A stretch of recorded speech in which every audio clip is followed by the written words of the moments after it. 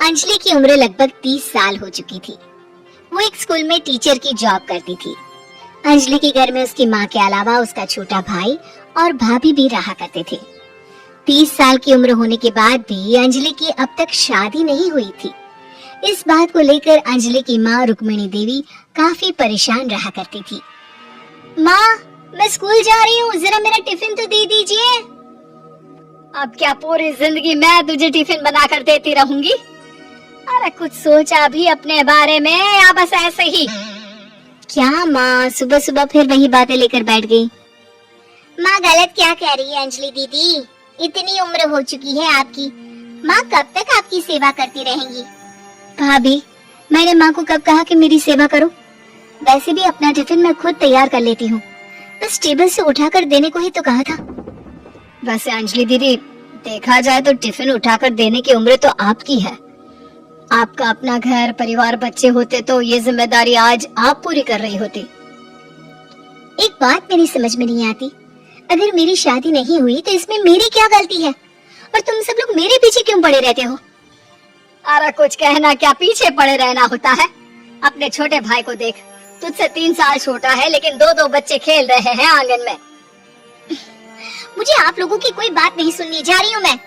और आप में से किसी को मेरा कोई काम करने की जरूरत नहीं है, मैं खुद संभाल लूंगी। इतना कहकर अंजलि वहाँ से चली जाती है। शाम को जब अंजलि अपने स्कूल से लौटकर घर वापस आती है तो उसने देखा कि पड़ोस वाली निर्मला चाची वहाँ पर बैठी हुई थी। क्या बात है अंजलि बिटिया, नौकरी करके वापस आ गई? जी चाची जी, कैसी हैं आप? मैं तो ठीक हूँ बेटा, तुम बताओ शादी के बारे में कुछ सोचा या नहीं? अरे रहने दीजिए ना, इससे तो शादी की बात करना ही बेकार है। कुछ भी कहो तो गुस्सा करती है, बात बात पर आंखें दिखाती है। माँ, आप ऐसा क्यों कह रही है? मैंने कब आप पर गुस्सा किया? अरे अंजलि बेटा, तुम्हारी माँ ठीक ही तो कहती है। 30 की होने आई हो, अब तुम्हें भी शादी वादी कर लेनी चाहिए।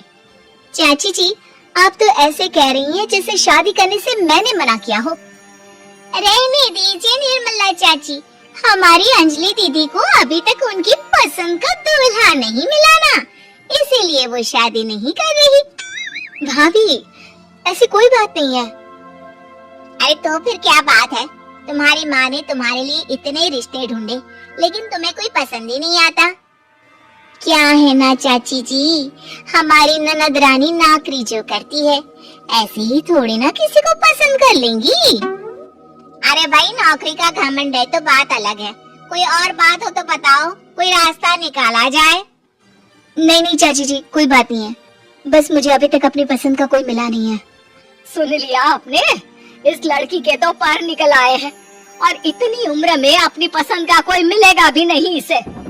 माँ, आप मेरी शादी को लेकर हमेशा मुझे ताने क्यों मारती रहती हैं? अपनी माँ की बातें तो ताने लगती है। ताने हैं? बताओ, मैंने कुछ गलत कहा क्या? देखो, ये सब छोड़ो, मेरी दूर की बुआ का बेटा है, उसकी अभी शादी नहीं हुई है, उम्र होगी कोई 34-35 साल। आप कहें तो बात आगे बढ़ाऊं? अरे हाँ हाँ, क्यों नहीं, ये भी कोई पूछने की बात है। अरे जल्दी से लड़के को यहाँ बुला लो। माँ, आप मुझसे पूछे बिना मेरी शादी की बात करने जा रही हैं और मेरी उम्र 30 भी पूरी नहीं हुई है। निर्मला चाची कह रही है कि वो लड़का 35 साल का है। अंजलि दीदी, आपको क्या लगता है इस उम्र में कोई फिल्म का हीरो आएगा आपके लिए? देखिए, अब पसंद और नापसंद की बात तो रहने दीजिए, पसंद करने की उम्र तो आपकी निकल चुकी। अब तो जो भी मिले उसी से शादी कर लीजिए, इसी में भलाई है। तेरी भाभी बिल्कुल ठीक कह रही है। अब जैसा रिश्ता मिले उसके लिए हाँ कर देना, ताकि हम भी गंगा नहाए। ठीक है, चलिए मैं उस लड़के को कहती हूँ, वो कल ही अंजलि को देखने आ जाएगा। अगले दिन निर्मला चाची के दूर का रिश्तेदार अंजलि को देखने उसके घर आता है। उसका नाम था अजय। अंजलि जी, तो आप नौकरी करती हैं, वो भी स्कूल में? जी हाँ, मैं स्कूल में टीचर हूँ। हमारी बेटी बहुत होशियार है। अरे पढ़ने लिखने में इतनी होशियार है, इसीलिए तो इसकी नौकरी लगी है स्कूल में। हाँ हाँ ठीक है आंटी जी, जरा मुझे भी तो बात करने दीजिए आपकी बेटी से। जी पूछिए ना, क्या पूछना चाहते हैं? अंजलि मैडम, ये तो बताइए कि आपने अभी तक शादी क्यों नहीं की? बस ऐसे ही, कहीं कोई रिश्ता पसंद नहीं आया इसलिए। लेकिन क्या मैं आपसे पूछ सकती हूँ कि आपने शादी क्यों नहीं की? अंजलि, क्या कर रही हो तुम? लड़कियों को इस तरह की बातें नहीं शोभा देती। रहने दीजिए आंटी जी, आपकी बेटी काफी पढ़ी लिखी है, मैं उनके सवाल का जवाब दे ही देता हूँ। वो क्या है ना, मुझे भी अभी तक अपनी पसंद के कोई लड़के नहीं मिले। अच्छा अच्छा, कोई बात नहीं। वैसे आपकी तनख्वाह कितनी है? कितना कमा लेती है महीने का? जी यही कोई 25,000 महीने। बस 25,000? इतने से क्या होता है? इतने से तो आजकल घर भी नहीं चलता। आपके कहने का क्या मतलब है?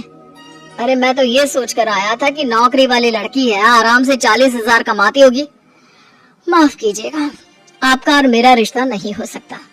जी कोई बात नहीं, मुझे भी आपके साथ शादी करने में कोई इंटरेस्ट नहीं है। अंजलि, किस तरह की बात कर रही हो? घर आए रिश्ते को ठुकरा रही हो तुम। दीदी, अब इस उम्र में आपको इतनी अकड़ नहीं दिखानी चाहिए। अच्छा खासा रिश्ता हाथ से निकल गया, कहीं ऐसा ना हो कि जिंदगी भर कुंवारी ही रह जाओ आप। कुछ दिन और ऐसे ही निकल जाते हैं और अंजलि की शादी कभी नहीं होती। अंजलि के परिवार वाले बिंदास उसे ताने मारते रहते हैं, लेकिन अंजलि एक बड़ी नौकरी की तैयारी करती है और उसमें सिलेक्ट होने के बाद अंजलि को एक बहुत बड़ी नौकरी मिल जाती है। अब तो दीदी के नखरे और भी ज्यादा बढ़ जाएंगे भाई, अब तो इतनी बड़ी नौकरी जो लगी है। अब इनकी शादी होने से रही। माँ, मुझे नौकरी के लिए दूसरे शहर जाना पड़ेगा। आप जानती हैं ये बहुत बड़ी जॉब है और इसमें पैसे भी बहुत ज्यादा मिलेंगे। अच्छा, कितने पैसे मिलेंगे बेटा? माँ, मुझे हर महीने 90,000 सैलरी मिलेगी। क्या?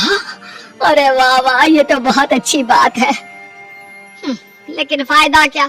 कितने भी पैसे मिले, शादी तो हुई नहीं ना तुम्हारी। अंजलि नौकरी करने के लिए दूसरे शहर में चली जाती है और जब कुछ महीनों के बाद वो वापस घर आती है तो उसे अपने पति के साथ देखकर उसके घर वाले हैरान रह जाते हैं। अरे अंजलि, तूने शादी कर ली और हमें बताया तक नहीं?